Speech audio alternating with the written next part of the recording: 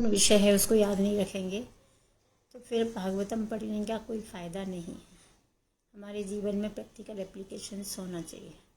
तो आइए हम बढ़ते हैं हमारे सत्र की ओर।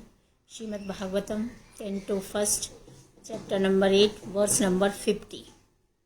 नैनो राजनः प्रजा भ्रातृर्धर्मयुद्धे वधो द्विषम् इति मेनातु बोधाय कल्पते शासनां वचः। जो राजा अपनी प्रजा के पालन में लगा रहकर सही निमित्त के लिए वध करता है उसे कोई पाप नहीं लगता, लेकिन यह आदेश मेरे ऊपर लागू नहीं होता। युधिष्ठिर महाराज को पश्चाताप हो रहा है कि मैं जो युद्ध लड़ रहा हूँ, उस युद्ध लड़ने के पीछे कारण एक है कि मुझे राज्य दे रहे हैं लोग। राज्य के लिए मैं लड़ा हूँ, हमने लेकर भी गए, क्योंकि पितामह युद्ध नहीं करना, पितामह दुर्योधन का साथ नहीं लेना चाहते थे। लेकिन जब दुर्योधन ने बोला कि आपने मेरा नमक खाया है इसलिए साथ देना पड़ेगा, तो भीष्म पितामह वचन के पक्के थे, इसलिए उन्होंने क्या किया, दुर्योधन का साथ दिया। लेकिन अंदर से वो दुखी थे, इसलिए भगवान उनके समक्ष राजा के वेश में लेके गए पांडवों को, ताकि मृत्यु के समय पे उनका मन जो दुखी हो रखा था खुश हो जाए कि हाँ मेरे पांडव जो पिता विहीन थे, मेरे बच्चों को न्याय मिल गया। ऐसा कहा जाता है कि यदि वो कोई भी राज्य अपने प्रजा के पालन के लिए किया जाता है तो उसमें पाप नहीं लगता, लेकिन अपने हित के लिए लगता है तो पाप लगता है।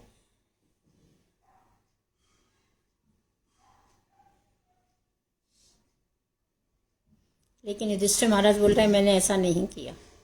महाराज युधिष्ठिर ने सोचा कि यद्यपि वे वास्तव में राज्य का शासन नहीं चाह रहे थे, क्योंकि दुर्योधन तथा द्वारा नागरिकों के बिना किसी क्षति के शासन को चलाया जा रहा था।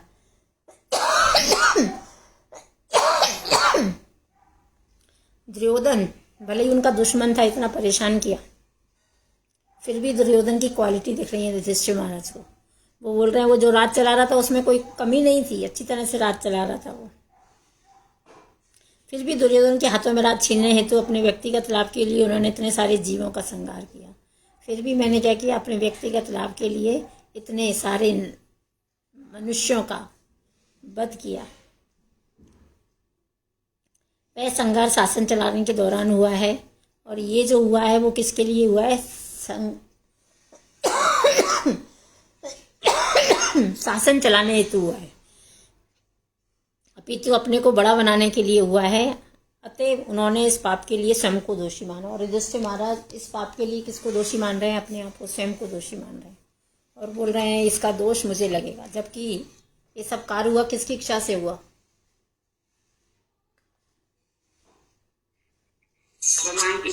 भगवान की इच्छा से।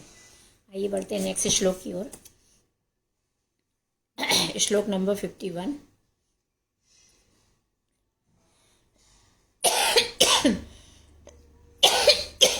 स्त्रीणां मद्धता बन्धूनां द्रोहो यो स्व इहोतिहात् कर्माभिर्ग्रहमेधियैर्नाहं कल्पो व्यपोहितुम्। वैसे अनेक स्त्रियों के बंधुओं का वध हुआ है। अभी युद्ध में अनेक पति मारे गए हैं, तो उसके कारण क्या हुआ है, काफ़ी पत्नियां विधवा हो चुकी हैं, काफ़ी संतानें बिन बाप के हो गई हैं। और इस कारण मैंने इस हद तक शत्रुता मोल ले ली है कि भौतिक कल्याण के कार्य द्वारा इसे मिटा पाना संभव नहीं है। मैं कितना भी भौतिक कल्याण के लिए कार्य करूं, ये जो मेरे से पाप हो गया इसकी कोई प्रायश्चित नहीं है। ग्रहवेदी वे हैं, एक होते हैं ग्रहवेदी, जिनका एकमात्र कार्य भौतिक संपन्नता के लिए कल्याण करना। हम लोग सभी ग्रहवेदी हैं, हम लोग अपने घर को लालन पालन में ही लगे रहते हैं। सही है कि गलत है उमा माता जी? घर में क्या चीज़ की कमी है, किसको क्या चाहिए, इसी में लगे हैं।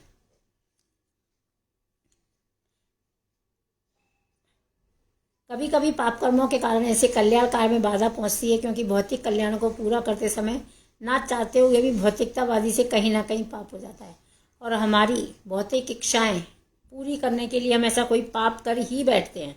अब जैसे हमारी कोई भौतिक इच्छा है वो नहीं मिलेगी तो उसके लिए हम क्या करते हैं, प्रयास करते हैं कि नहीं करते, झूठ बोलते हैं कि नहीं बोलते, किसी को छलते हैं कि नहीं छलते। ये सब भौतिक इच्छाओं से होता है। ऐसे पाप कर्मों से छुटकारा पाने के लिए वेदों में कई प्रकार के यज्ञों का विधान है।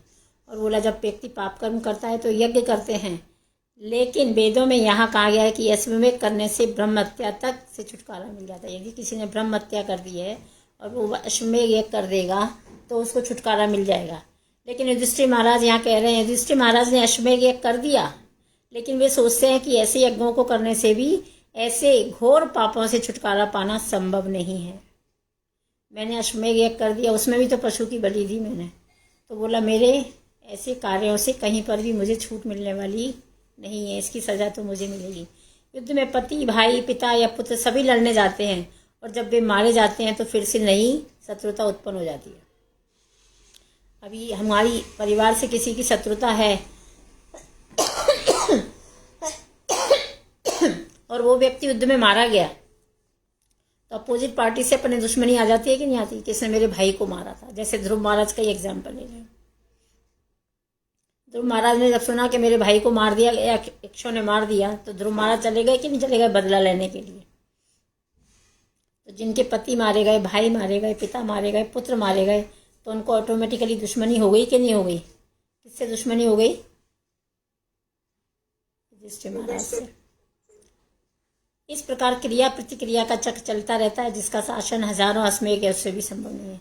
और एक क्रिया प्रतिक्रिया का यज्ञ चलता रहता है और हजारों लाखों यदि अश्वमेध किया रहेंगे तो भी उसका फल मिलने वाला नहीं है।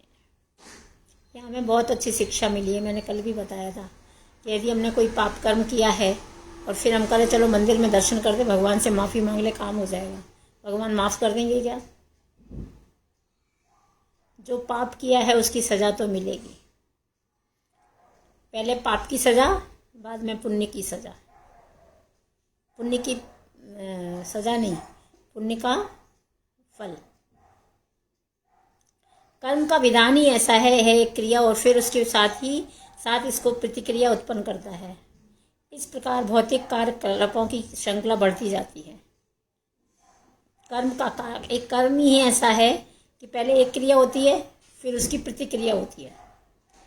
पहले युद्ध हुआ फिर उसकी प्रतिक्रियाएं आई। इस प्रकार भौतिक कार्यकलापों की श्रृंखला बढ़ती जाती है और कर्ता को भवबंधन से जकड़ती जाती है। तो जो व्यक्ति करने वाला है, एक बार की बात है, श्रील प्रभुपाद जू मंदिर में थे। जू मंदिर में प्रभुपाद ने देखा कि वहाँ भक्तों का रोष बढ़ रहा है। रोष मतलब समझते हैं ना, क्रोध बढ़ रहा है, आपस में भक्त लोग आपस में झगड़ रहे हैं।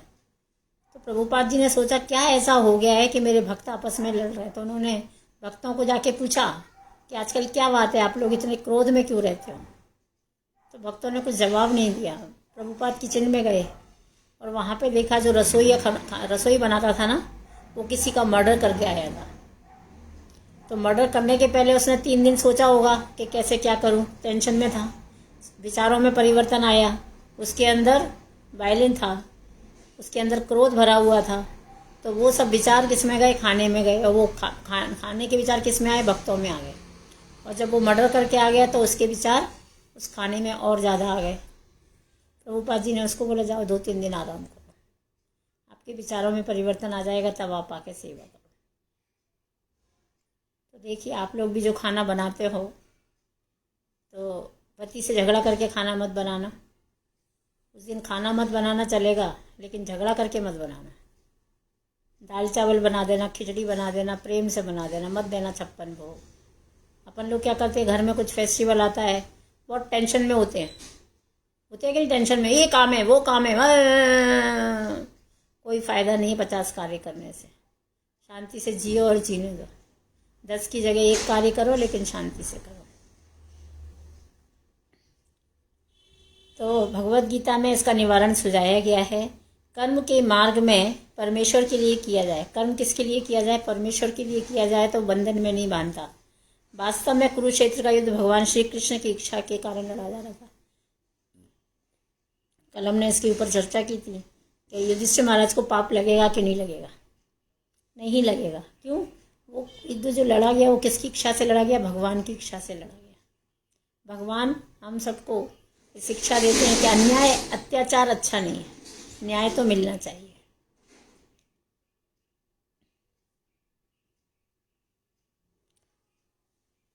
कुरुक्षेत्र का युद्ध भगवान श्री कृष्ण की इच्छा के कारण लड़ा गया, जैसा कि उनके कथन से स्पष्ट है, और उन्हीं की इच्छा से युधिष्ठिर हस्तिनापुर के सिंहासन पर बैठे थे। अतएव पांडवों को किसी तरह का पाप छू नहीं पाया, क्योंकि वे भगवान के आदेश वाहक थे। अन्य लोग जो निजी स्वार्थ के लिए युद्ध छिड़ते उन पर ही सारा दोष आता है। बाकी के लोग जो लड़ते हैं वो किसके लिए लड़ते हैं? अपने हित के लिए लड़ते हैं, तो उनको दोष आएगा। युधिष्ठिर महाराज ने किसके लिए युद्ध लड़ा? सभी लोगों से निवेदन है कि अपने अपने कैमरे स्टार्ट कर लेंगे तो अच्छा रहेगा।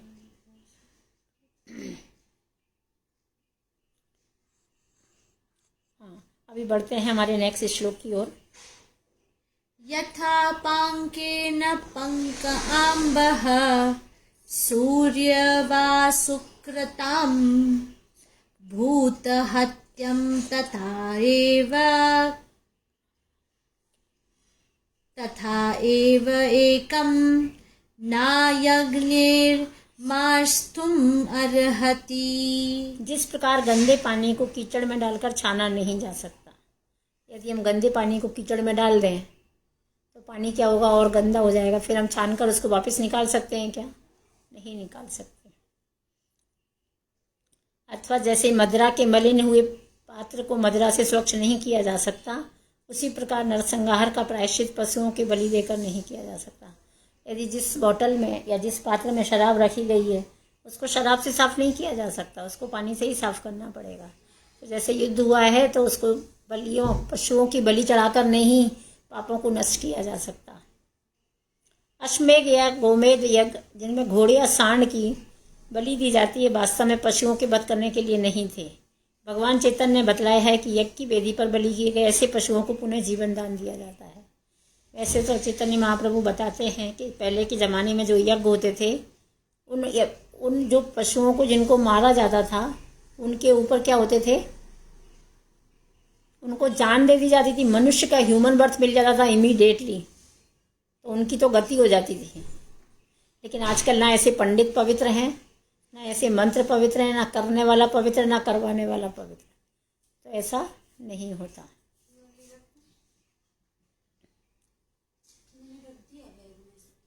तो यज्ञ की वेदी पर बलि किए गए ऐसे पशुओं का पुनः जीवन दान नहीं दिया जा सकता। वह वेदों के मंत्रों की क्षमता को सिद्ध करने के लिए किया जाता है। निश्चय ही वेदों के मंत्रों की सही ढंग से पाठ करने में यज्ञ कर्म पापों से मुक्त हो जाता है। लेकिन ऐसे यज्ञ यदि अनुपयुक्त विधि से अधम लोगों द्वारा किए जाते हैं तो पशु बलि के दोषी बनते हैं। अभी हम लोग तो अधम हैं, इसलिए कलयुग में ये संभव नहीं है। अतः महाराज युधिष्ठिर कलयुग में यज्ञ संपन्न करने का संकेत देते हैं। कलयुग के लिए एकमात्र संस्कृत यज्ञ कौन सा है? कलयुग में कौन सा मंत्र करना, कौन सा यज्ञ करना है हमको? महामंत्र, महामंत्र के द्वारा हम अपने आप को क्या कर सकते हैं? पवित्र कर सकते हैं, जिसका सूत्रपात भगवान चैतन्य महाप्रभु ने किया। लेकिन किसी को पशु वधु करने के बाद ऐसा हरिनाम यज्ञ करके संपन्न करके प्रायश्चित नहीं करना चाहिए। अब आप यज्ञ पहले तो युद्ध कर लो, मार दो लोगों को, और फिर बोलो कि अभी मैं क्या करता हूँ? हरिनाम करता हूँ। तो क्या हरिनाम करने से आपका प्रायश्चित दूर हो जाएगा? बिल्कुल नहीं होगा। भगवान के भक्त कभी भी स्वार्थवश पशुवध नहीं करते, लेकिन वे क्षत्रिय कर्म करने से कभी पीछे नहीं हटते, जैसे भगवान ने अर्जुन को आदेश दिया था। अतएव जब प्रत्येक वस्तु भगवान की इच्छा के लिए की जाती है तो सारा काम बन जाता है। ऐसा करना भक्तों के लिए ही संभव है। लेकिन क्षत्रिय को क्या करना पड़ता है? कर्म करना पड़ता है। और ऐसा कर्म केवल किसके लिए किया जाता है? अपने उसके लिए किया जाता है, कर्तव्य के लिए। तो ऐसा पाप का बंधन है। लेकिन भगवान की इच्छा से जो कर्म किया जाता है वो पाप के बंधन से नहीं बनता। अतः जब प्रत्येक वस्तु भगवान की इच्छा के लिए की जाती है तो सारा काम बन जाता है। ऐसा करना भक्तों के लिए ही संभव है। और ये कार्य भगवान के लिए जो कार्य करते हैं वो किसके लिए करते हैं? भगवान के लिए करते हैं। ये कार्य कौन कर सकता है? केवल भक्ति कर सकते हैं।